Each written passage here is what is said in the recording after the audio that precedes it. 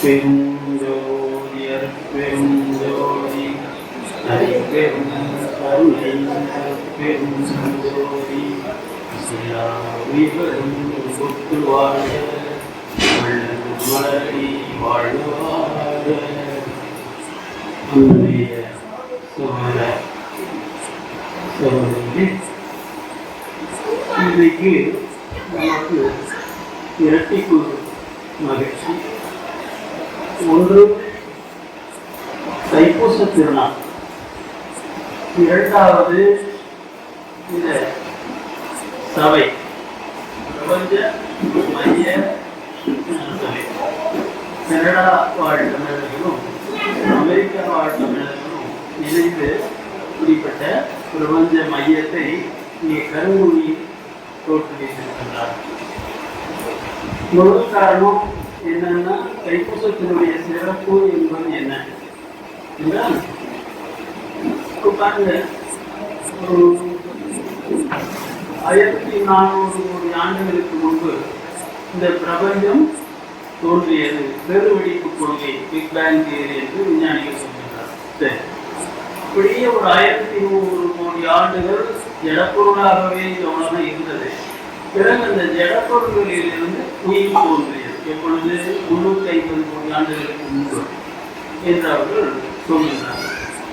பிறகு இந்த ஓரறிவு கொண்ட இந்த தாவரங்கள், மீபாக்கள் போன்ற உயிரினங்களில் இருந்து 5 அறிவு கொண்ட விளக்குகள் வந்தன.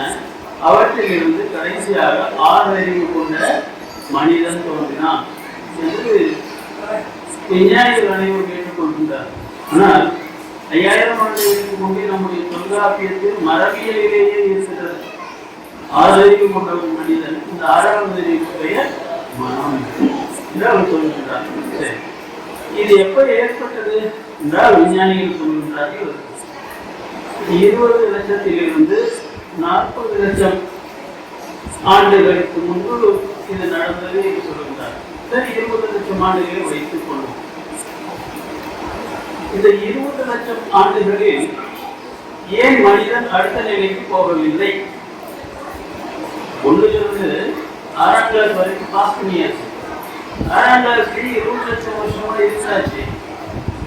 7ஆம் கிளாஸுக்கு போகல, 7வது அறிவுக்கு போகல. மனிதனுக்கு 10 அறிவுகள் உண்டு என்று ஆதியிலேயே திருவள்ளுவர் சாமி நமக்கு திருக்குறளிலேயே சொல்லுகிறார். 5 புலன் அறிவு, 6வது மன அறிவு, 7வது குறிப்பறிவு, இன்ட்யூஷன் என்று ஆங்கிலத்திலே சொல்லுகிறார். இன்சைட் என்பது மெய்யுணர்வு அல்லது மெய்யறிவு. 9வது அறிவு நுண்மான் நுழைவுளம் என்று சொல்லுகின்றார். 10வது அறிவு வாலறிவு, இது கடவுள் அறிவு. வால் என்றால் ஒளி. இப்போ வாலறிவு என்பது மைண்ட் ஆஃப் லைஃப் என்று மொழிபெயர்க்கின்றார் மகான் ஸ்ரீ அரவிந்தர். 9வது அறிவு நுண்மான் நுழைவுளம் என்றால் என்ன என்றால்,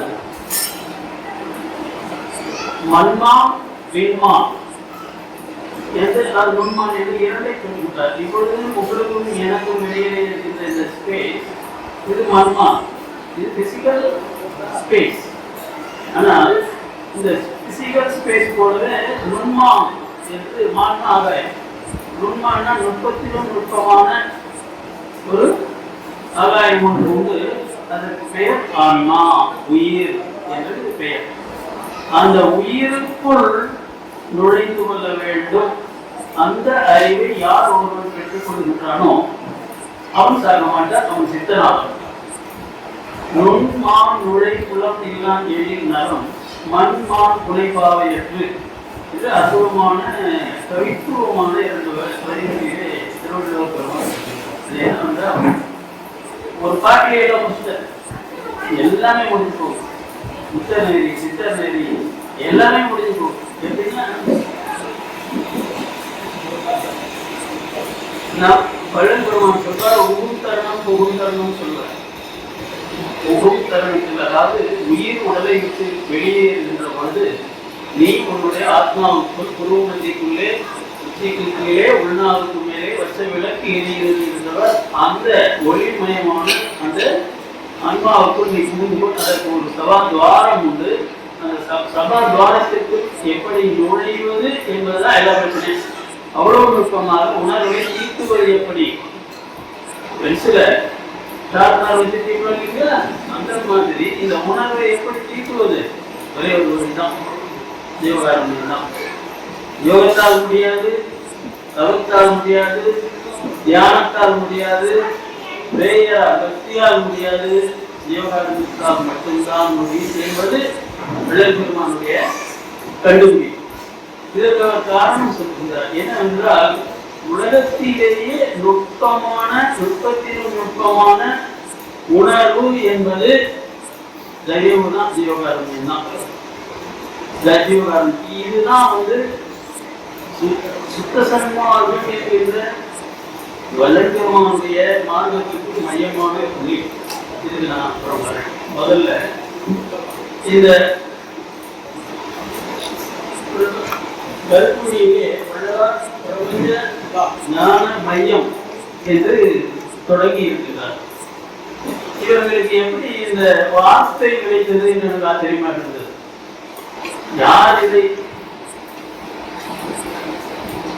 யார் இந்த வார்த்தையை கண்டுபிடித்து அமைத்திருந்தாலும் அவர்கள் சன்மார்க்கத்தை புரிந்து கொண்டார்கள் என்பது பொருள். அவர்களுக்கு ஒரு கைத்தட்டல் கொடுங்க. யாராக இருந்தாலும் அவர்கள் சுத்த சன்மார்க்கத்தை சரியாக புரிந்து கொண்டிருக்கின்றார்கள் என்று பொருள். ஏன் அப்படி சொல்கின்றேன் என்றால் நாம திருக்குறளுக்கு உலகமறை, பொதுமறை இதெல்லாம் சொல்றோம் சரிங்களா. நான் வள்ளல் பெருமானுடைய திருவருட்பா குறிப்பாக இந்த அருட்பெருஞ்சோதி அகவல் என்பது பிரபஞ்ச வேதம். மனிதர்களுக்காக மட்டும் சொல்லப்பட்டது அல்ல, கடவுள்களுக்கும் சேர்த்து சொல்லப்பட்டது. இன்றைக்கு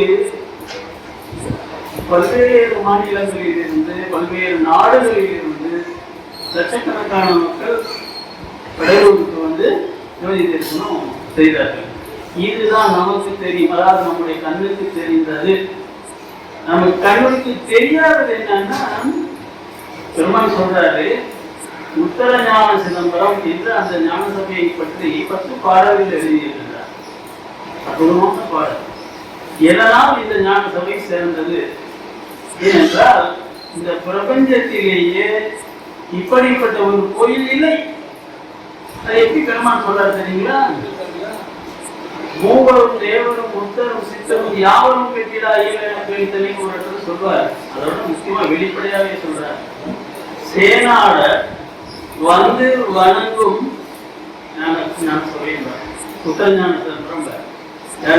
சேனாட வந்து வணங்கும் உத்தரஞான சிதம்பரமே என்று சொல்வார். சேனாடர்னா யாருங்க? பக்கத்து வீட்டுக்காரனா அண்டை வீட்டுக்காரர் அம்மையில் இருப்பவர். செய்மைனா தொலைதூரத்தில் இருப்பவர்கள். ரொம்ப தொலைதூரத்தில் இருப்பவர்கள் யாரு? தேவர்கள் வச்சுக்கோங்க, மூவர்கள் வச்சுக்கோங்க, ஐவர் எப்படியோ வச்சுக்கோங்க. சேனாடர் என்றால் தேவர்கள் கூட, அவர்கள் கூட இன்றைக்கு ஞான சபைக்கு இந்த ஜோதி தரிசனத்தை சேவித்து இருக்கின்றார்கள், வணங்கி இருக்கின்றார்கள். பெருமான் சொல்கின்றார். நம்ம கண்ணுக்கு தெரியல, நாமெல்லாம் வந்திருக்காங்க. பெருமான் பார்த்து சொல்றாரு. ஏன் அப்படி சொல்றாரு அப்படின்னா, இந்த உலகத்தை இன்னொரு பாட்டம் சொல்றாரு. எல்லா உயிர்களுக்கும் வாழ்க்கை இருக்கு. நான் பெருமான் சொல்றாரு, வையகத்தி மனுஷங்கள்லாம், வானகத்தி தேவர்கள்லாம், அப்புறம் மற்ற கத்தி யாராவது இருப்பாங்க போல, யாருன்னு நமக்கு தெரியல. ஆனா பெருமான் பார்த்திருக்காரு. ஏன்னா அந்த கோடி அனைத்தும் கண்கள் ஏறினேங்கிறார். பிரபஞ்சம் பூராவையும் போய் பார்த்திருக்காரு. ஆனா என்னென்ன மாதிரி உயிர் எல்லாத்தையும் பார்த்திருக்காரு பெருமான். விஞ்ஞானிகள் இப்பதான் ஏலியன்ஸ் இருக்காங்களா கேள்வியே வந்திருக்காங்க. உண்மையை சொல்ல முடியல, ஆமான்னு சொல்ல முடியல, இல்லைன்னு சொல்ல முடியல. நான் பெருமான் என்ன சொல்றாரு? உயிர் உருவம் அண்டங்கள் உழப்பில எண்ணில, உயிர் உள்ள அண்டங்கள் எண்ணிக்கையில் அடங்காதனவாக இருக்கின்ற, அது இன்னும் விரிஞ்சு போயிட்டே இருக்குதுன்னு சொல்றாரு. இதெல்லாம் எப்படி சொல்றாரு? அர்த்தங்கள் பிறப்பிக்கப்பட்டன. சரி, அது இருக்கட்டும். இப்போ இந்த இடத்துல நாம என்ன தெரிஞ்சுக்கணும் அப்படின்னாக்க, அற்புதமான ஒரு பாட்டு சொல்றார். வையகத்தி வானகத்தி மற்றகத்தி நீரில் வாழும் வாழ்க்கையெல்லாம் வாழ்க்கையை மதித்து மயங்காதி. பொழைப்பெல்லாம் பொழப்பே இல்லை. நம்ம வாழ்கின்ற வாழ்க்கை அல்ல. நாம் நம்மை ஏமாற்றிக் கொண்டிருக்கின்றோம், மற்றவர்களை ஏமாற்றுகிறோம். கையகத்தி வானகத்தி மற்றகத்தி நீதி வாழும் வாழ்க்கையை மதித்து மயங்காதி. எதுங்க வாழ்க்கை? மையகத்தே ஒரு மரண வாதனை தவிர்த்த வாதனையே வாழ்க்கையதே வாழ்க்கை என மதித்து வாங்கினீங்களே. மனசுல ஒரு இருந்தார் மையகம் சொல்ற அந்த மனசுல நீ என்ன நினைச்சிட்டு இருக்க? ஏன் அது கருப்பா இருந்தது? மரண வாகனை நாம் இறந்து விடுவோம் என்று நமக்கு மனிதர்களுக்கு மட்டும் தெரியும், பிராணிகளுக்கு தெரியாது. அதை பத்தி அது நினைக்கிறது இல்லை. நமக்கு தெரியும், ஆனா என்ன செய்யறதுன்னு தெரியாது, அதை எப்படி ஜெயிக்கிறதுன்னு தெரியாது. இதுக்கு 1008 சாக்கு போக்கு சொல்றது, அரங்கணர் காட்டுறது, ஏராளமான தத்துவங்கள் இருக்கு, யோகங்கள் இருக்கு, ஞானங்கள் இருக்கு, எல்லாம் இருக்கு. நேரடியா ஒரு தத்துவவாதியாவது can you overcome death? இந்த உடம்பு தானே போகுது, இதுல ஆன்மா இருக்கு, அதெல்லாம் வேணும். யாருக்கு ஏற்படுது, எதுக்கு ஏற்படுது மரணம்? உடம்புக்கு தான், உடம்புக்கு தான் ஏற்படுது. இந்த உடம்புக்கு ஏற்படுகின்ற மரணம் நமக்கு ஒரு பயத்தை கொடுக்குது. இதுதான் மரண பயம். அந்த மரண பயத்தை யார் ஒழித்துக் கொள்கின்றார்களோ அவர்கள் வாழ்கின்ற வாழ்க்கை தான் நிறைவானது, அர்த்தம் உள்ளதுன்னு சொல்றார். நிறைவுனா அப்புறம் அர்த்தம் உள்ளதுன்னே சொல்றார். இப்ப நம்ம வாழ்கின்ற வாழ்க்கைகள்லாம் அர்த்தமே இல்லை, சீனாத்தை அர்த்தமே இல்லைன்னு சொல்றாரு சாமி. அப்போ சரி சாமி, அப்படி யார் வாழ்ந்த ஜெயிச்சிருக்காங்க அப்படின்னா, இதுவரைக்கும் பிரபஞ்சத்துல ஒரே ஒருத்தர் தான் ஜெயிச்சிருக்காங்க. ஒரே ஒருத்தர் தான், இறைவன் ஒருவனை. அது இன்னொரு பாட்டில சொல்லுவார், மாலும் துஞ்சுவான் மலரவனும் இறக்குவான் மற்றை வானவர் முற்றிலும் வாழ்வார். மனிதர்கள் மட்டுமல்ல, தேவர்களும் மூவர்களும் ஐவர்களும் எல்லாருமே ஒரு காலத்துல ஒரு முடிவுக்கு வந்துருவாங்க. அப்ப இவர் என்ன கேட்கிற? நான் அந்தம் எய்தா நலம் பெறவே எனக்குள் ஆனந்தம் நல்கியா இருக்குன்றதையும் சொல்ற. அப்ப ஆனந்தம் என்கின்ற மகிழ்ச்சி எப்ப வரும்? அந்தம் இல்லை, எனக்கு அந்தம் இல்லை, முடிவு இல்லை என்று தெரிந்தால்தான் அந்த இடத்துக்கு வரும். ஆனா யாருக்கெல்லாம் உண்டு? இந்த பிரபஞ்சத்தில் வாழ்கின்ற எல்லா உயிர்களுக்குமே மரணம் உண்டு. அதை எதிர்கொள்கின்ற துணிவோ அறிவோ ஆற்றலோ எந்த உயிருக்கும் இதுவரை இருந்ததே இல்லை. அப்போ முதல் தடவையாக வள்ளல் பெருமான் தான் இதை வெளிப்படையாக பேசுகிறார். சித்தர்கள் கொஞ்சம் பேசினாங்க, ஆனா அவங்க என்ன செய்வாங்க? ஒரு 300 ஆண்டுகள் வாழ்ந்தார், 400 ஆண்டுகள் வாழ்ந்தார், 800 ஆண்டுகள் வாழ்ந்தார், 3000 ஆண்டுகள் வாழ்ந்தார், இப்படிதான் சொல்லுவாங்க. அதுக்கு பிறகு அவர்களுக்கு ஒரு முடிவு வரும். ஏன் அவங்க போன ரூட்டு பாதை என்னன்னா, ஏதோ ஒரு அண்டக்கல் சொல்றாங்க, வாசியோகம்னு சொல்றாங்க. இந்த முறைகளால் என்ன ஆகும்னா, இந்த உயிரையும் இந்த உடம்பையும் கொண்டாடி போட்டுவாங்க. அது தனித்தனியா பிரிகின்ற கூற்றுவான் வந்து 2 கூறுகளாக பிரிக்கின்ற பொழுதுதான் மரணம் என்று நாம் சொல்லுகின்றோம் இல்லையா? அதை பிரிக்க முடியாத மாதிரி இருக கட்டிவிடுவார்கள். அந்த கட்டுவது என்ன ஆகும்னா, ஒரு சில நூற்றாண்டுகள், ஒரு சில ஆயிரங்கள், இல்ல ஒரு சில யுகங்கள் கூட வாழலாம் இருக்கும். ஆனா இது என்ன அப்படின்னு சொன்னா, பெருமான் சொல்லுவாரு, இவர்கள் அசுத்தமாயா சித்தர்கள் சொல்றாங்க. ஏன் அசுத்தமாயான்னு? இந்த உடம்பு அசுத்தமாயே, இந்த உலகம் அசுத்தமாயே, இது இருக்கின்ற 5 பூதங்களே அசுத்தமாயே. பெருமான் இந்த வாழ்க்கையை எப்படி சொல்றாருன்னா, நல்ல கேள்வி, ரொம்ப முக்கியமான இடம். இது ஒரு 3 அடுக்கு மாடி. இந்த பிரபஞ்சத்தினுடைய வாழ்க்கை என்பது ஒரு 3 அடுக்கு மாடி. நாம எங்க கூடியிருக்கோம்? கீழே பாட்டம் ஃப்ளோர்ல இருக்கோம், கீழ் தட்டுல இருக்கோம். இதுக்கு மேல வந்து இது வந்து அசுத்தமாயே. அசுத்தமாயின்னா இந்த 5 பூதங்களே கெட்டு போய்கிறது. அதனால இந்த 5 பூதங்களான இந்த உலகமும் இந்த உடம்பும் என்ன ஆகுது? கெட்டு போயிருக்கு. ஏன்னா அசுத்தமா இருக்கு. அதனால நமக்கு நோய் வரத்தான் செய்யும். இருந்து தப்பிக்கிறதுக்கு வழியே இல்லை. ஏன்னா இது இந்த பஞ்சபூதங்களே அசுத்தமா இருக்கு. அடுத்தது பாதி அசுத்தம் பாதி சுத்தம். இதை பிரேரகமாயி வார்த்தை. அதுக்கு அடுத்தது சுத்தமாயி. அந்த சுத்தமாயி என்பதுதான் இந்த மூவர்கள் ஐவர்கள் இருக்காங்க. அவங்களுக்கு வயது கணக்கு கிடையாது, எல்லையற்ற யுகங்கள் வாழ்வார்கள். கடைசியில் எல்லைக்கார ஒரு நாள் அவர்களுக்குமே முடிவு வரும். அதனால என்ன சொல்ற, மாலும் துஞ்சுவான், திருமாலும் துஞ்சுவான், மலரவன்னாக்க பிரம்மா, பிரம்மா விஷ்ணு கூட இறந்து போவாங்க, மற்ற வானவர் முற்றிலும் அழிவார்னு சொல்றாங்க.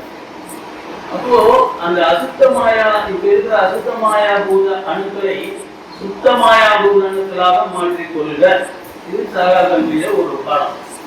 இந்த உடம்ப இதுல அசுத்தமாய அணுக்களாக ஆனது இந்த உடம்பு. இந்த பெருமான் என்ன சொன்னாரு, சுத்தமாயா பூத அணுக்களாக மாற்றிக்கொள்க. முதல் ஸ்டெப். இது சயின்ஸ், வேதாந்தம் கிடையாது, சித்தாந்தம் கிடையாது, இது சயின்ஸ். இதுல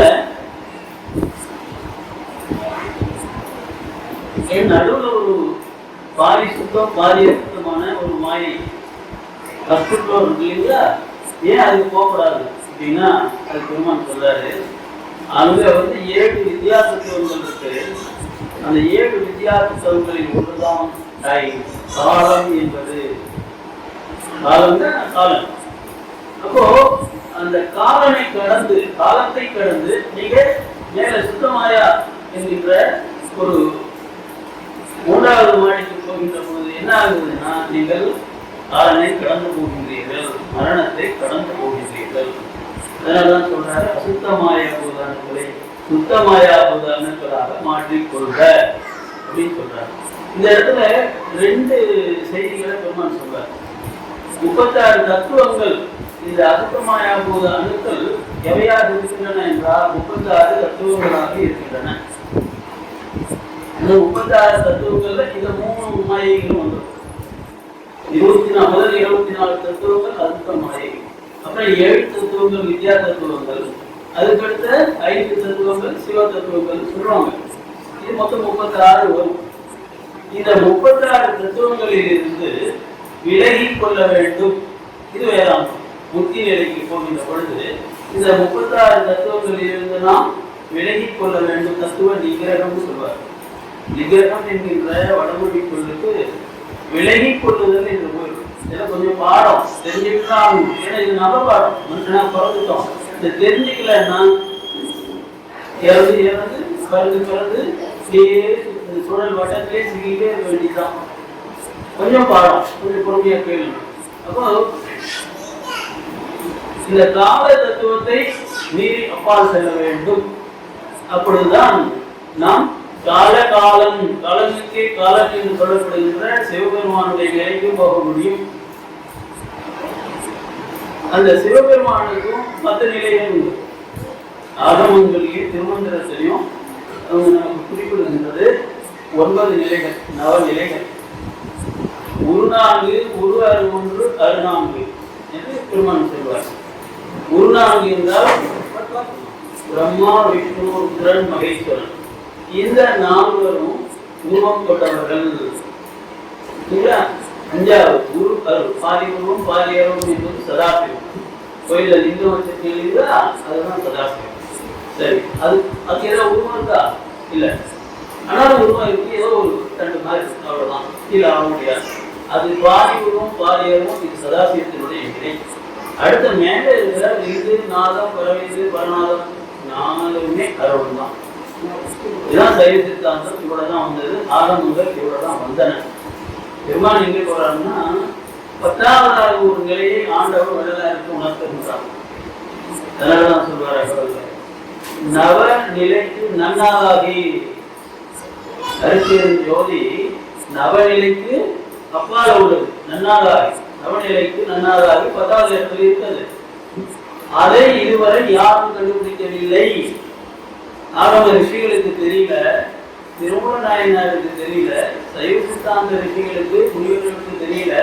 முதல் முறையாக ஆண்டவர் அருட்பெருஞ்சோதி ஆண்டவர் தன்னை முழுமையாக வெளிப்படுத்திக் கொண்டது ஒரே ஒருவருக்கு தான். அவர் யாரு? அவர் இல்லைங்களா? ஒரே ஒருவருக்கு தான் முழு உண்மையை அருட்பெருஞ்சோதி ஆண்டவர் வெளிப்படுத்தினார். அது வள்ளல் பெருமான் தான். பையன் உங்களுக்கு தெரியும், வள்ளல் பெருமான் தோன்றவில்லை என்றால் இந்த அருட்பெருஞ்சோதி என்ற வார்த்தை இருக்குமா? நான் உங்களுக்கு கேட்கிறேன், நிறைய படித்தவங்க இங்க இருக்கீங்க. அருட்பெருஞ்சோதி என்கின்ற சொல் தமிழ் இலக்கியத்தில் இல்ல உலக இலக்கியத்தில் எங்கேயாவது கையாளப்பட்டிருக்கின்றதா?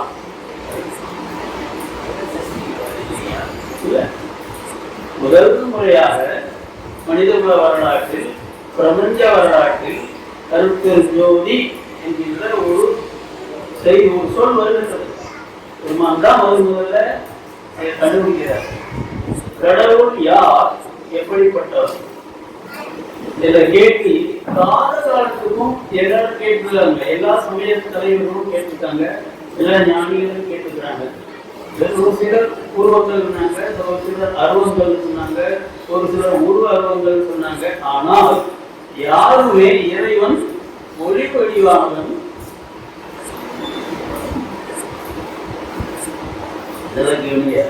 தன்மார்த்திகளே இந்த இடத்துல ஒரு தப்பு பண்ணுவாங்க. இறைவன் ஒளி வடிவானவன் வள்ளல் பெருமான் சொல்லல. எப்படின்னா, ஐயா 10 பைசா காசு இருக்கு, 10 கோடிக்கு ஒரு செக் இருக்கு, ரெண்டுமே பணம் தான் இல்லையா? அப்போ 10 பைசா தான் பணம், 10 கோடி என்ற செக்கு பணம் இல்ல அப்படின்னு சொல்றது நியாயமா? இதை ஒதுக்க முடியுமா? ஒதுக்க முடியாது. அதே போல இங்க பிசிக்ஸ் படிச்சவங்க யாராவது இருக்கீங்களா? ஐயா நான் படிச்சேன். பிசிக்ஸ்ல லைட் அப்படின்னு ஒரு பாடம் இருக்குங்களா? அது எந்த லைட்டை பத்தி வருது? பிசிக்கல் லைட்டை பத்தி வருது. பௌதிக வெளிச்சம். இந்த டியூப்லைட்ல இருந்து வருது, சூரியன்ல இருந்து வருது, சந்திரன்ல இருந்து வருது, நேரத்துல இருந்து அக்னியில இருந்து வருது. இது பிசிக்கல் லைட். அவ்வளவுதான். நல்லா கவனிங்க. உலக மகா விஞ்ஞானி, மகா விஞ்ஞானி வளர்க்கணும். 100 மகா பண்ணுவோம்.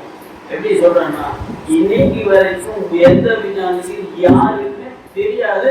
ஐயா சொல்ற அருள் என்கின்ற ஒளி, இந்த லைட்டை பத்தி எந்த பாடம் சொல்றீங்களே ஐன்ஸ்டீனுக்கே தெரியாது. அருள் என்பது ஒரு லைட், ஒரு வெளிச்சம், ஒரு ஒளி. யார் சொன்னா? ஒளி யார் சொன்னா? உலகத்திலேயே முதல் முறையாக வள்ளல் பெருமான் தான் கண்டுபிடித்து சொல்லுகின்றார். கடவுள் ஒளியாக இருக்கின்றார். ஆனா சாதாரண ஒளி அல்ல, அருள் ஒளி. எப்படிப்பட்ட ஒளிய? அருளால் ஆகிய ஒளி. அந்த ஒளி இன்ஃப்ராரெட் லைட் இல்லைங்களா, எக்ஸ்ரே, அது லைட் தாங்க. இந்த மாதிரி பெருமான் சொல்றாரு, எண்ணிக்கையில் அடங்காத ஒளி வகைகள், there are infinite number of lights. எத்தனையோ கோடி ஒளி வகைகள் இருக்கின்றன. ஆனா எல்லா வகையான ஒளிகளுக்கும் சோர்ஸ், ஆதி மூலம் எது? அருள் என்கின்ற ஒளிதான். ஏனென்றால் அருள் தான் கடவுள், அருள் ஒளிதான் கடவுள். இதை யாருமே கண்டுபிடிக்கல, யாருமே பார்க்கல, யாருக்குமே தெரியல. தர்முறையாக அருட்பெருஞ்சோதி ஆண்டவர் வள்ளல் பெருமானுக்கு தான் இந்த உண்மையை உணர்த்துகின்றார். அதனால கடவுள் அருட்பெருஞ்சோதி. இன்றைக்கு பிக் பேங் தியரி விஞ்ஞானிகளால் பேசப்படுகிறது. என்ன பிக் பேங் தியரி? 1400 கோடி ஆண்டுகளுக்கு முன்பு ஒரு பொருள் இருந்தது. அந்த பொருள் என்னதுன்னு அவங்க சொல்ல மாட்டேன்றாங்க, தெரியல. தன்னுடைய கணத்தை தானே தாங்க முடியாமல் அது வெடித்து சிதறியது. அதிலிருந்து இத்தனை கோடி அண்டங்கள் தோன்றின அப்படின்னு அவங்க சொல்றாங்க. இப்போ ஒரு கேள்வி இருக்கு, என்னன்னா, சரிப்பா 1400 கோடி ஆண்டுகளுக்கு முன்னால என்னது? What was there before the Big Bang? இன்றைக்கு விஞ்ஞானிகள் கேட்கலாம், அந்த ஆராய்ச்சியில் ஈடுபட்டிருக்கிறாங்க. அந்த கேள்விக்கும் சேர்த்து வள்ளல் பெருமான் நமக்கு பதில் கொடுத்திருக்கிறார். நம்ம என்ன சொல்றது தெரியுங்களா? ஆதி அனாதியாம் அருட்பெருஞ்சோதி. அருட்பெருஞ்சோதி என்ன? ஆதி. ஆதி என்னக்கா? பிகினிங், தோற்றம் என்று பொருள்.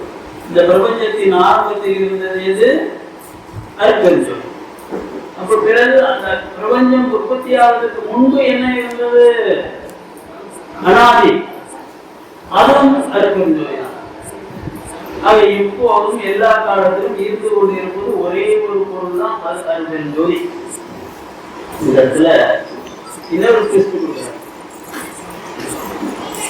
நமக்கு சைவ சித்தாந்தங்கள் ஆகமங்கள் இதனுடைய கணக்கு என்னன்னா, இந்த 36 தத்துவங்கள்ல முதலில் தோன்றியது நாதம்.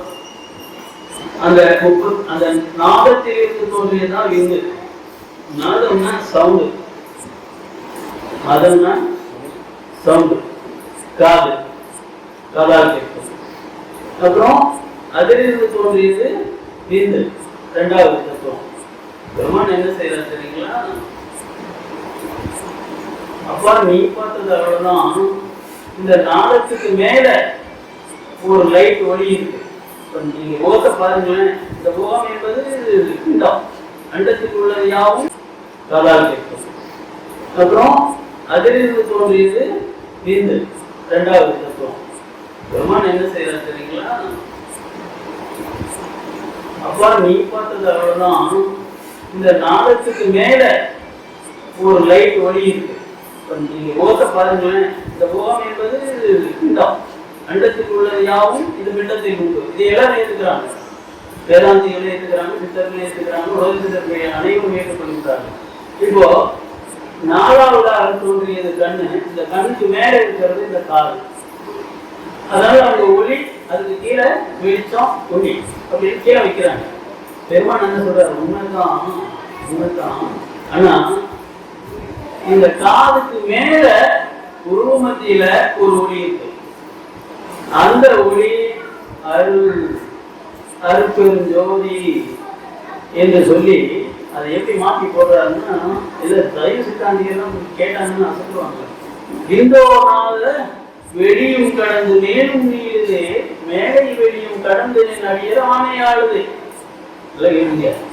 என்ன சொல்றாரு? 2வது தத்துவமாக கருதப்பட்ட விந்து என்கின்ற ஒளி இல்லை. விந்தோ நாத வெளியும் கடந்து ஒண்ணுக்கு மேல போகுது. 2வது என்று கருதப்பட்ட தத்துவம் முதல் தத்துவமாகிய வெளி, ஸ்பேஸ், அதை கடந்து அப்பால் போகிறது. சவுண்ட் எல்லாம் கிடையாது, அதுக்கு மேல அப்பால போகுது. அப்புறம் இன்னொரு அடி அடிக்கிறார் பாருங்க, மேலை வெளியும் கடந்து அடியரானையாளுவே. இது ஒதுக்க மாட்டாங்க சைவ சித்தாந்தம். நல்லா கவனிங்க, இந்த 2 வரி சைவ சித்தாந்தத்திற்கு மேலே சுத்த சன்மார்க்கம் போகின்றது என்பது கிடையாது. முதல் வரியில் என்ன சொல்றாரு? வெளிச்சம் ஒளியை விட, சவுண்டை விட மேலே கொண்டு வராரு. அவங்க சொல்ல அப்படி ஒத்துக்கிறது இல்லை. அவங்க சவுண்டில் இருந்துதான் வெளிச்சம் வந்துச்சு என்பதுதான் சைவ சித்தாந்தம். ஆரம்பிகள் எல்லாரும் அப்படிதான் இருந்துச்சு. பெருமான் அதை மாற்றி எப்படி சொல்றாருன்னா, விந்தோ நாதவெளி, நாதவெளி என்பது ஸ்பேஸ். இந்த ஸ்பேஸ்ல சவுண்டு இல்லையா? நான் பேசுறதுன்னா உங்களுக்கு இந்த ஸ்பேஸ்ல தான் அந்த சவுண்டு வரும். விந்து எதை கடக்குது? நாத வெளியை கடந்து மேலும் மேல போகுதுங்கிறார். அது எந்த ஒளி? அருட்பெருஞ்சோதி, அருளாகிய ஒளி. இந்த பௌதிக சவுண்டு விட, பிசிக்கல் சவுண்டு விட மேல போகுது. புரியுதுங்களா? பிசிக்கல் லைட்னு சொல்லல. இந்த ஒளி இது வெளிச்சம் ஒளியை கடந்து அப்பால போகுதுன்னு சொல்லல.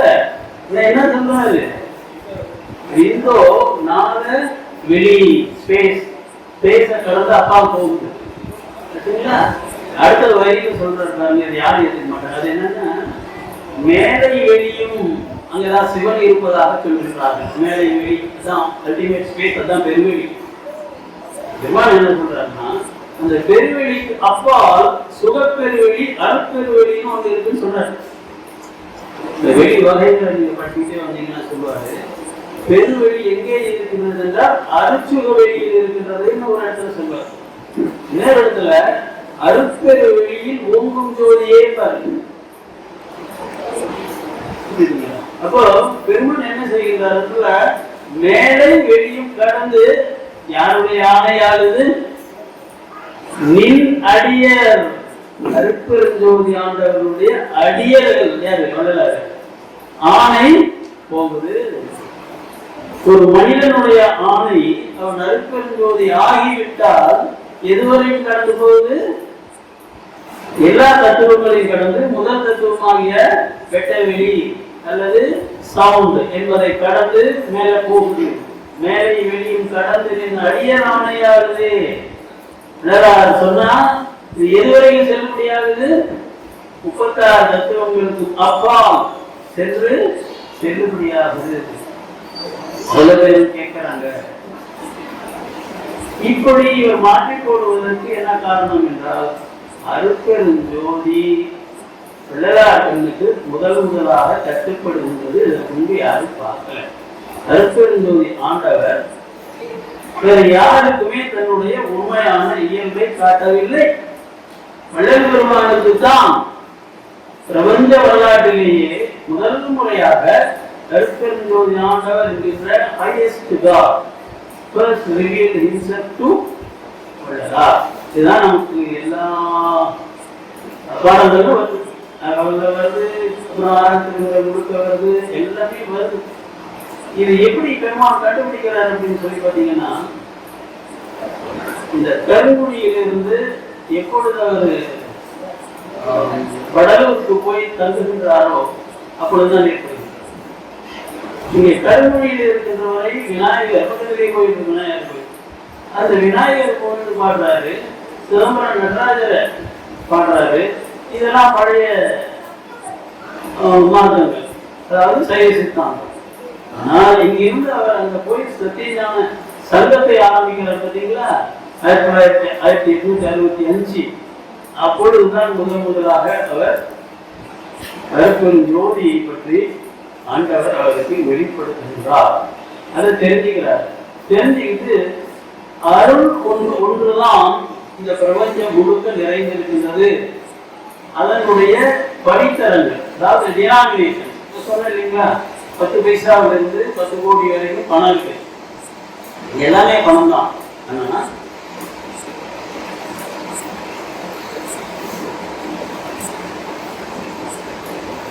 அருள் என்பதுதான் முக்கியம். அந்த அருள் இருந்துதான் எல்லாமே பிறந்தது என்று வள்ளல் நிறைய சொல்றாரு. எப்படி சொல்றாருன்னா, கடவுள் யார்? எந்த ஒளி? அருளாகிய ஒளி. பெருஞ்சோதி. ஜோதினா வெளிச்சம், பெருஞ்சோதினா இருக்கிறதுலேயே பெருசு, இந்த பிரபஞ்சத்தை விட பெருசு. அதுக்கு என்ன கணக்கு? எப்படி கணக்கு போட்டு சொல்ல பார்த்து சொல்றாரு. எப்படி சொல்றாரு தெரியுங்களா? மனுஷன் உடம்புல நம்ம இடதுகால் சிறுவீரல் நகம் இருக்கு இல்லைங்களா, அந்த நகம் இந்த மனித உடம்புல 100 ரூபாய் இருக்குமா, 1000 ரூபாய் இருக்குமா? சரி, எவ்வளவு 101 வச்சுக்கோங்க. அந்த மாதிரி இந்த பிரபஞ்சம் இறைவனுடைய உடம்பில் இடதுகால் சிறுவீரல் நகம்ல காஸ்மாஸ், இந்த கோடிகள் எத்தனை இருக்குன்னு நமக்கே தெரியல விஞ்ஞானிக்கே. சரிங்களா? அதை நேர்ல பார்த்து சொல்றாரு. அது அப்பால அருட்பெருஞ்சோதி ஆண்டவனுடைய உடம்பு எப்படி இருக்குதுன்னு சொல்லி சொன்னா, இது நகம், பிரபஞ்சமே நகம்னா அவருடைய உடம்பு எவ்வளவு பெருசு இருக்குங்க, பெரும் ஜோதி. அதுக்கு மேல ஒரு ஜோதி இல்லை, அவ்வளவு பெரிய ஜோதி. ஆனா அடுத்த சொல்றாரு, இன்னும் அவ்வளவு பெரிய பொருள் நம்ம கண்ணு ஏன் தெரியல? ஏனென்றால் நாம் அனைவருமே குருடர்கள். நாம் அனைவருமே குருடர்கள். எதை தெரியும்? எது நமக்கு தெரியல? அருள் என்கின்ற ஒளியை நாம் பெறவில்லை. அருள் என்கின்ற பார்வை கிடைத்தாலும் இவ்வளவு பெரிய ஒளி நமக்கு தெரிஞ்சு உங்களுக்குமோ எனக்கும் எல்லாம் இது ஆள் பூரா இருக்குது, பிரபஞ்சம் பூரா இருக்கு. அதான் அது மட்டுமே தான் இருக்குது, அது மட்டுமே தான் இருக்குது. இப்ப நாம் என்ன நினைக்கிறோம்? எல்லாமே அணுக்களால் ஆகியது. இந்த இடத்துக்கு விஞ்ஞானி வந்துட்டோம். அதனால நம்ம என்ன சொல்றோம்? அவன் அல்லாது அணுவும் அசையாது. அவன் யாருங்க? அவன் அல்லாது அணுவும் அசையாதுன்னா இறைவன் இல்லை என்றால் அணுவும் அசையாது.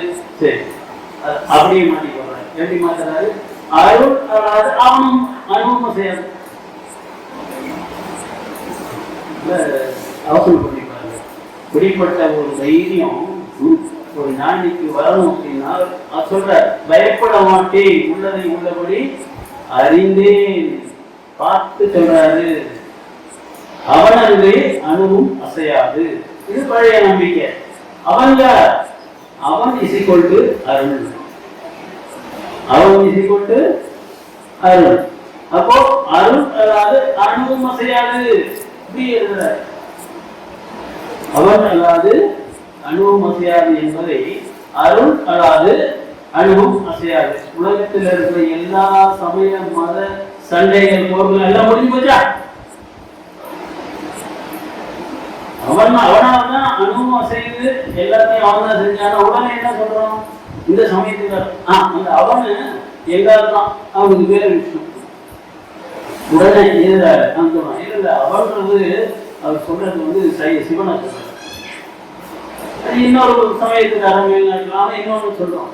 உடனே சண்டை ஆரம்பமாயிடுச்சுங்களா இல்லையா? இப்போ அருள் அதாவது அனுபவம் செய்யாதுன்னா பிரச்சனை, இதை பிரச்சனை இருக்குங்களா? இப்போ இந்த எலக்ட்ரிசிட்டி மின்சாரம் அது பாருங்க, இந்த டங்ஸ்டன் கம்பியில வருகின்ற பொழுது வெளிச்சமாக நமக்கு கிடைக்கிறது. இந்த காற்றாடியில் வருகின்ற பொழுது காற்று கிடைக்கின்றது. இந்த மின்சாரத்தை நீங்க என்ன சொல்லுவீங்க? அவள்னு சொல்லுவீங்களா, அவள்னு சொல்லுவீங்களா, அது சொல்லுவீங்களா? நான் மூணையும் சொன்னான், நீ மூணுமே யோசிப்போம். அப்படி சொல்றாரு அலுவலில் பாத்தீங்கன்னா அவன் அவள் அது எல்லாமே யாருக்கு இருந்ததுதான் சொல்லிட்டார். அப்போ அருள் என்கின்ற இயற்கை சக்தி, அதனாலதான் இயற்கை உண்மையான கடவுளுக்கு 3 குணங்களை முக்கியமா சொல்லுவாங்க. நிறைய ஆயிரக்கணக்கான குணங்கள் இருக்கு. முக்கியமான 3 குணங்கள் சத்து, சித்து, ஆனந்தம் சொல்லுவாங்க. இது எப்படி சாமி சொல்றாருன்னா, தமிழ்ல சத்துனா சத்தியம், உண்மை. ஆனா நீ சொல்ற உண்மையோ நான் சொல்ற உண்மையோ அல்ல, விஞ்ஞானம் கூறுகின்ற இயற்கையான உண்மை, இயற்கை உண்மையர். சித்து என்பது இந்த பிரபஞ்சத்தினுடைய படைப்பு, அறிவு, இறைவனுடைய அறிவு. அந்த அறிவில் இருந்து தோன்றிய இந்த பிரபஞ்சம் சித்து. அதனால இயற்கை விளக்கத்தவர்னார், இயற்கை உண்மையர்னு சொன்னாரு. சித்து என்ன சொல்றாரு? இயற்கை விளக்கத்தவர்னார். சரிங்களா? 3வது நிலை. சரி, இதனால என்ன பயன் அப்படின்னா, இயற்கை ஆனந்தம் என்பத இயற்கை இன்றினர். இன்னும் தெளிவா எப்படி சொல்ல முடியுங்க? சரி, அடுத்தது என்ன பண்றாருன்னா, காலம் காலமாக நமக்கு சொல்லப்பட்டு வந்தது, பெருமானை கடைபிடித்து வந்தது என்னன்னா, ஒரு பாட்டு எழுதுவதற்கு முன்னால மேல திருச்சிற்றம்பலம் எழுதுவார், பாடலாம் எழுதி முடிச்சுவார், கீழே திருச்சிற்றம்பலம் அப்படின்னு எழுதி கையெழுத்து போடுவார். இதுதான் சைவம் மரபு. சிற்றம்பலம்ன்றது என்னங்க? ஆன்மா. திருச்சிற்றம்பலம்னா அழியாதுன்னு அர்த்தம். முதல்ல திருச்சிற்றம்பலத்தை நம்ம தெரிஞ்சுக்கிட்டா உள்ளே இருக்கின்ற ஆண்டவனை நமக்கு தெரிஞ்சுக்க முடியும். ஆன்மா வேறு, இறைவன் வேறு. இதுதான் நம்ம சைவ சித்தாந்தம் சொல்றது. உங்க கீதைக்கும் சங்கர வேதாந்தத்துக்கு கேவலாத்மீதம் சொல்லி ஆத்மாவே கடவுள்னு சொல்லுவாங்க. நாம இங்க ஏற்றுக்கிறது ஆத்மா வேறு, இறைவன் வேறு. ஏன்னா ஆத்மாவே பிரம்மான்னு உங்களுக்கு ஆத்மா இருக்கு, எனக்கும் ஆத்மா இருக்குது. நான் பிரம்மாமா இப்ப அதனால பெருமான் ஆபத்துல முதல்ல எழுதினார் பார்த்தீங்களா, இந்த கந்தகோட்டை தெய்வமணி மாலை அதுலயும் சொல்வார், பிரம்மம் நாம் பிரம்மம் நாம் பிரம்மம் என்று சொல்லி சாமி பிரம்மங்கள். நான் பிரம்மம் நான் கடவுள் நான் கடவுள்னு சொல்லிட்டு ஒரு நோய் வந்தா கத்துறான் கலறான் எல்லாத்தையும் விட்டுறான், டாக்டர் தேடி ஓடுறான். ஒரு கடவுள் அப்படி போறான், அதான் சொல்றாரு நான் பிரம்மம் நான் பிரம்மம் என்று சொல்லி சாகும் பிரம்மங்கள் அப்படின்னு ஏறி கொள்வார். அப்போச்சா நாம பிரம்மம் இல்லை, ஐந்தொழிலாற்றல் உண்டா? ஏற்றுக்கல. நீ பிரம்மத்தை உணரலாம், ஆனால் நீ பிரம்மமாகி ஐந்தொழிலாற்றல் செய்ய முடியாது. இது மனிதனுடைய அறிவின் ஆற்றலின் எல்லை. இதுக்கு மேல நீ போக முடியாது. கடகடி வச்சிருவாங்க. ஆனா பெருமான் என்ன சொல்றாரு? அருட்பெரும் ஜோதி ஆண்டவர் வரும்போது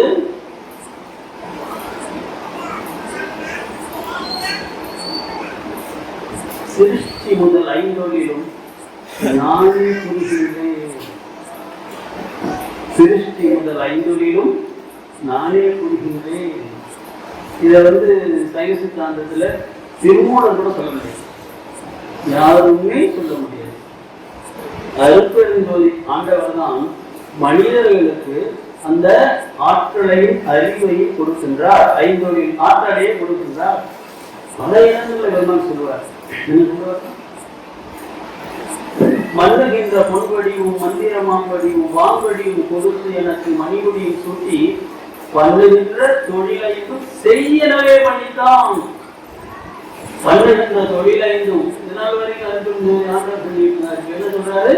பண்ணுகின்ற தொழிலைந்தும் செய், நீ செய், எனவே பண்ணித்தான். இது ஆண்டவன் கிட்ட நேரத்தில் வளர்க்கமான. அதுக்காக தான் ஐந்தொழில் ஆற்றலை கொடுக்குறாரு. இன்னொரு இடத்துல சொல்றாரு, ஐந்தொழில் ஆற்றலை ஏன் கொடுத்தாரு அப்படின்னு சொன்னா, இந்த பிரபஞ்சத்துல எல்லா உயிர்களும் ஒளிநெறிக்கு வர வேண்டும். ஒளிநெறிக்கு வந்தா ஒளியிலிருந்து அருள்வழிக்கு போக முடியும். நீ பாட்டுக்கு தவமும் தியானமும் பண்ணிட்டு இருந்தா வேலைக்காக யுகாரண்ய ஒழுக்கத்துக்கு தயவு நிலைக்கு அந்த தயவு 100% அருளாகி நீ அருட்பெருஞ்சோதியாக வேண்டும். தயவு மூலம்தான் நீ அருட்பெருஞ்சோதியை அடைய முடியும். ஒரு பார்முலாவே கொடுக்கிறார். நல்லா கொத்திக்கோங்க, தெரிஞ்சுக்கோங்க. தயவு இசைக்கொண்டு மனிதன். அப்போ என்ன, நாங்க இப்ப மனுஷனே இல்லை அப்படின்னு மனுஷனே இல்லை, இன்னும் மிருகமாவே இருக்கும். 2300 ஆண்டுகளுக்கு முன்பு கிரேட் அரிஸ்டாட்டில் மகா மேரி தத்துவவாதம் சொன்னான். என்ன சொன்னான்னா, man is an animal but a thinking animal.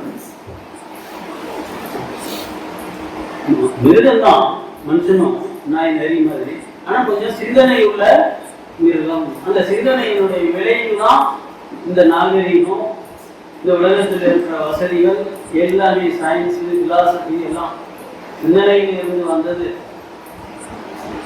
ஆனா தயவு என்பது என்ன? பிற உயிர்களுக்காக இறங்கி உதவி செய்கின்ற இரக்கம், உயிர் இரக்கம். உயிர் இரக்கத்துக்கு தயவுக்கு நீ வருகின்ற பொழுதுதான் மிருக நிலையில் இருந்து மனித நிலைக்கே வருகின்றாய். அப்ப நம்ம யாருமே மனுஷன் இல்லை. எப்பொழுதும் தயவு நிலையில் இருப்பவன் மட்டும்தான் மனிதன். இது சுத்த சன்மார்க்கில் தெரிஞ்சுக்கணும். பெரும்பாலான நேரங்களில் நாம் தயவு நிலையில் இல்லை என்றால் மிருகங்களாகவே இருக்கின்றோம் என்று பொருள். விருப்புகளுக்கு ஆட்பட்டு நாம் மிருகங்களாகவே இன்னும் இருக்கின்றோம். இந்த தயவு என்பது கனிந்து அருள்நிலைக்கு வருகின்ற பொழுது நீ அருட்பெருஞ்சோதி என்கிற முடிவான கடவுள் நிலைக்கே போகின்றாய். இது 2வது பரம்பரை. தயவு இசைக்கொண்டு மனிதன், அருள் இசைக்கொண்டு கடவுள். இதை உலகத்தில் இருக்கின்ற எந்த தத்துவவாதியும், எந்த மதவாதியும், எந்த ஆன்மீகவாதியும் இதுவரை சொன்னதே இல்லை. தெரியல. அதனால ஒரு குழப்பம் எல்லாமே சிந்தனை. இப்போ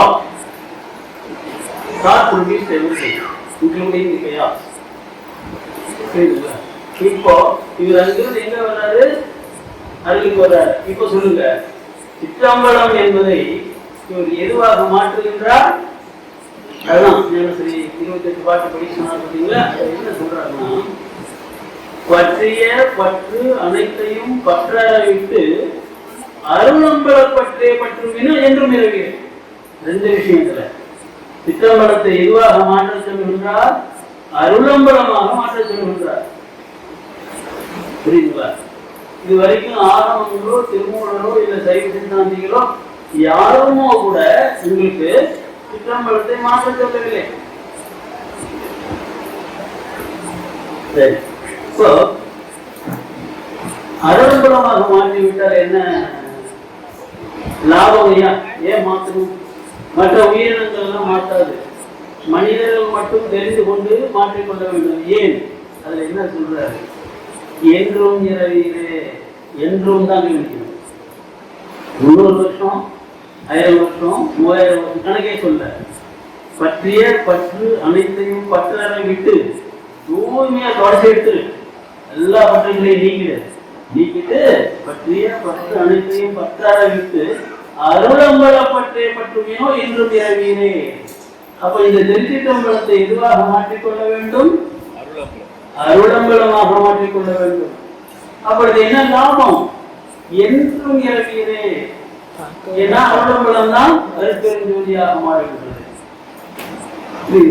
இப்போ எல்லாவற்றையும் மாற்றுகின்றார். சிவவெளி, சிவனை சிவவெளி என்பதை அருள்வெளியாக மாற்றுகின்றார்.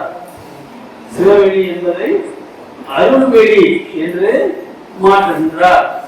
இப்போ சிற்றம்பலத்தை அருளம்பலமாக மாற்றினார்.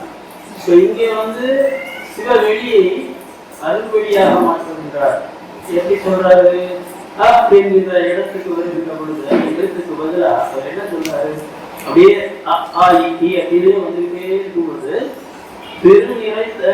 திருநிலை தனிவெளி எனும்போ சிவவெளி, அப்புறம் அடுத்து சொல்றாரு அருள்வெளி எனும்போ. அந்த இடத்துலயே சிவவெளின்னு சொல்லிட்டு நிக்கல. இந்த சிவவெளியை எதுவாக மாற்ற சொல்லுகின்றார்? அருள்வெளி, அருள்வெளியாக மாற்று. சரி, அந்த அருள்வெளி எங்க இருக்கு? ஆப் என்கின்ற இடத்தில் இருக்கின்றது. ஆப் என்கின்ற இடம் எங்கே இருக்கின்றது? அதான் பெருமான் சொல்றாரு, சித்தர்கள் சொல்றாங்க. ஆனா அவங்க சொல்றதெல்லாம் வெறும் வெளிச்சம். ஆனா இது சொல்றது அருள் வெளிச்சம்.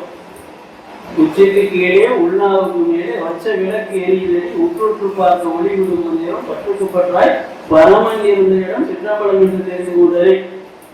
இது சித்தர்களும் திருமூலரும் சொல்றது. இன்னொரு டெபினேஷன் சொல்லுவார் திருமூலர். என்ன? கண், நாக்கு, மூக்கு, செவி, ஞான கூட்டத்தில் பன்னாக்கி வைத்த பழப்பொருள் ஒன்று உண்டு. உண்ணாக்கி உள்ளே ஒளிபெற நோக்கிலே கண்ணாடி போல கலந்திருந்தானே. இது அந்த இடம் எது? எப்படி அந்த இடத்துல ஈஸ்வரன் இருக்காரு, சிவன் எப்படி இருக்காருன்னு காட்டினாரு திருமூலர் சுவாமி. அது வரைக்கும் தான் அவங்க வந்தாங்க. ஆனா இவர் எங்க போறாரு? அருட்பெரும் ஜோதி அப்படின்னு ஆகம முடிவேல், ஆரண முடிவேல், ஆகமின் ரோங்கிய அருட்பெருஞ்சோதி. எங்கே இருக்குது அருட்பெருஞ்சோதி? ஆகமங்களுக்கு மேல. ஆரணம்னா வேதம், வேதங்களுக்கு மேல, எல்லாவற்றுக்கும் மேலே இருக்கு. அப்புறம் அதோட வெளிப்படையா என்ன சொல்றார்? வாயுதற்குரிய மறையாகும் என்றால் ஆயுதற்கரிய அருட்பெருஞ்சோதி. உன்னுடைய வேதங்களையோ உன்னுடைய ஆகமங்களையோ வைத்துக் கொண்டு அருட்பெருஞ்சோதியை பார்க்க முடியாது. ஆயுதற்குரிய மறை வேதம் ஆகமங்களால் ஆயுதற்குரிய ஆயுதற்கரிய அருட்பெருஞ்சோதி. உன்னுடைய வேதங்களை வைத்துக் கொண்டு ஆகமங்களை வைத்துக் கொண்டு அருட்பெருஞ்சோதியை நீ அளக்க முடியாது, ஆராய்ச்சி செய்ய முடியாது. அப்போ அருளை பற்றிய ஒரு விஞ்ஞானத்தை கொடுக்கின்றார். யோசனை பண்ணி பாருங்க. ஒரு ஐன்ஸ்டீனுக்கோ, ஒரு நியூட்டனுக்கோ, ஒரு டார்வினுக்கோ, இல்ல ஒரு ஹாக்கின்ஸுக்கோ, இத்தனை விஞ்ஞானிகள் வந்தாங்களோ, ஸ்டீபன் ஹாக்கிங் வந்தாரு. இவ்வளவு பேருக்கும் அருள் என்பது ஒரு விஞ்ஞானம், அதுதான் டாப் மோஸ்ட் சயின்ஸ் அப்படின்னு தெரியுமா? சொல்லுங்க. தெரியாது. அருள் ஒரு விஞ்ஞானம், அருளை ஒரு விஞ்ஞானமாக பார்க்கின்ற பார்வை கூட அவர்களிடம் இல்லை. ஆனால் 150 ஆண்டுகளுக்கு முன்பே வள்ளல் பெருமான் என்ன செய்கின்றார்? அருளின் விஞ்ஞானத்தை முழுமையாக கொடுத்திருக்கிறார். அடியனுடைய ஆங்கில நூல் டெத்லெஸ் லைஃப் பாடி டெத்லெஸ் கான்சியஸ்னஸ், அதுல 10 சாப்டர், கடைசி 10 சாப்டர் இந்த அருளின் விஞ்ஞானம் என்ன, அதை அடைந்தவர் என்னென்ன பெற்றுக்கொண்டார், வள்ளல் பெருமான் தன்னுடைய வாழ்க்கையிலே இந்த அருளின் விஞ்ஞானத்தால் அதனுடைய டெக்னாலஜி என்ன, இது பூரா. இப்போ வேதாந்தங்க பாரதி மாதிரி வேதாந்திகள் என்ன சொல்றாங்க? 5 குடங்களை வெட்டி ஏறி அவைகளால் தான் நமக்கு ஞானம் வரவில்லைன்னு சொல்லுவோம். ஆனா பெருமான் என்ன செய்யறது தெரியுங்களா? வெட்டி ஏறிதான் சொல்லல, மாற்றிக்கொள் வையகமும் வானகும் வாட்டிட எனக்கு அருளை ஏறி வலித்தரு பெருஞ்சோதி. 5 அறிவுகளையும் எதுவாக மாற்றிக்கொள்ள சொல்கின்றார்? அருளை எறிவாக. அருளோடு பார், அருளோடு கேள், அருளோடு பேசு, அருளோடு தொடு, அருளோடு அருள் அமிர்தத்தை உண். 5 புலன்களையும் அருள் நிலைக்கு ஏற்றுகின்றார், அருள் நிலைக்கு பயன்படுத்த சொல்லுகின்றார். யார் சொல்ல, யார் சொல்லித்தந்த உலகத்துல ஆக அருளின் விஞ்ஞானத்தை முழுமையாக இந்த உலகத்துக்கு உணர்த்தி அதனால் என்ன லாபம் ஏற்படும், ஆன்ம லாபம் ஏற்படும், பெருஞ்சித்தி பெருவாழ்வு ஏற்படும் என்று தன்னுடைய வாழ்க்கையிலேயே தன்னுடைய உடலிலேயே நடத்தி காட்டிய ஒரே மனிதன் வள்ளல் பெருமான் தான். இது ஒரே ஒரு செய்தி சொல்லிட்டார். என்ன தெரியுங்களா? Species change. ஸ்பீஷிஸ் சேஞ்ச்னா 20 லட்சம் ஆண்டுகளுக்கு வந்து ஒரு மனித குரங்கு மனிதனாக மாறியது. இன்னைக்கு பூமியில எத்தனை மனித குரங்கு இருக்குன்னா 750 கோடி மனித குரங்கு. என்ன அந்த மனித குரங்கு என்கின்ற இனம் மனித இனமாக மாறிவிட்டது 20 லட்சம் ஆண்டுகளுக்கு முன்னாடி. இப்போ அது மாதிரியான ஒரு ஸ்பீஷிஸ் சேஞ்ச் நடத்தி கொண்டு வருகின்றார். இது யார் சொல்றா? ஆண்டவர் சொல்றாரு வள்ளல் பெருமான்கிட்ட, கொலை புரிவார் தவிர மற்ற அனைவரும் நின் குலத்து மக்களே, நீ என் குலத்து முதல் மகனே. அதாவது மகளே, உனக்கு நான் சொல்றேன், நீ தொடங்கி இறை மனித குலம், என் குலம் என்ன அர்த்தம்? அருட்பெருஞ்சோதி ஆண்டவர் குலம். அது 150 ஆண்டுகளாக நடந்து கொண்டிருக்கின்றது. அதனுடைய முதல் குடிமகன் யார்? யாருடைய உடம்பில் முதலில் மாற்றம் ஏற்பட்டது? வள்ளல் பெருமானுடைய உடலில் ஏற்பட்டது. இப்போ வள்ளல் பெருமான் என்ன செய்து கொண்டிருக்கின்றார்? 150 வருஷத்துக்கு முன்னாடி இது தொடங்கிச்சுன்னா இப்பவே நிறைய பேர் வள்ளல் பெருமானை போல அருட்பெருஞ்சோதி உடலை அடைந்திருக்க வேண்டும். நமக்கு தெரியல. இந்த இனமே மனித குலமே அப்படியே மாறிக்கொண்டிருக்கின்றது. இது எங்கே நடக்குது? ஜீன்ஸ்ல நடக்குது. ஜீன்ஸ் மாறாம உடம்பு மாறாது. அம்மா அப்பாவுடைய ஜீன்ஸ் மட்டும் நமக்கு வந்துச்சுன்னா அவங்க எல்லாம் நம்ம இருப்போம். ஆனா என்ன சொல்றார்? அம்மா அப்பான்னா அம்மையப்பா சொல்றார். அருட்பெருஞ்சோதி ஆண்டவர் அம்மையுமாய் அப்பனுமாய் அருளும் அருளாளன். அந்த அருட்பெருஞ்சோதி ஆண்டவருடைய ஜீன்ஸை நீ எடுத்துக்கிட்டு நீ அருட்பெருஞ்சோதியாக மாற வேண்டும். அந்த மாற்றத்தை தலைமானாக்கனாக இருந்து சட்டாம்பிள்ளையாக இருந்து இப்பொழுது நடத்தி கொண்டு வருபவர் வள்ளல். அதனாலதான் நான் சொல்றது, இந்த 70 லட்சம் ஆண்டுகளில் உலகம் பிரபஞ்சம் தோன்றி 1400 கோடி ஆண்டுகளில் வள்ளலாரை போன்ற ஒரு மனிதன் தோன்றியதே இல்லை. உங்களுக்கு எந்த சந்தேகம் வேணாம்.